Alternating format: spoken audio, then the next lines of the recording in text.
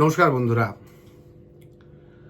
আজ 25শে এপ্রিল 2025 শুক্রবার, সময় রাত্রি প্রায় 9:30।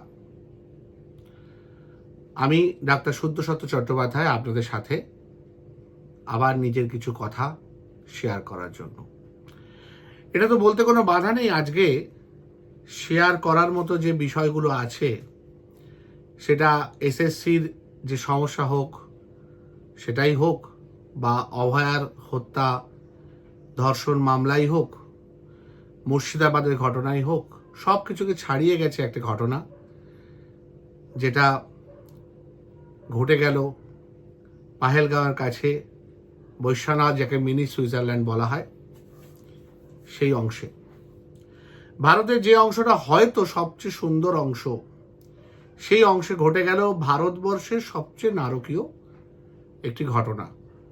কেন এটি সবচেয়ে নারকীয় হলো? তার কারণ ভারতবর্ষ একটা সেকুলার কান্ট্রি, যাকে বলা হয় একটা সাম্প্রদায়িক সম্প্রীতিতে ভরা একটা দেশ। সেই দেশে জিজ্ঞেস করে করে তোমার জাত, তোমার ধর্ম জিজ্ঞেস করে করে 26 জনকে খুন করা হলো। এই 26 জনের মধ্যে একমাত্র একজন ছিলেন মুসলমান ধর্মাবলম্বী মানুষ, ইসলাম যিনি বিশ্বাস করেন, ইসলাম ধর্ম যিনি গ্রহণ করেছেন, যিনি জন্ম থেকে ইসলাম ধর্মাবলম্বী, সেই একজন মানুষ, যিনি একমাত্র কিনা কাশ্মীরের ভূমিপুত্র ছিলেন। আর বাকি সবাই হচ্ছে কাশ্মীরের বাইরে থেকে আসা বিভিন্ন পর্যটক।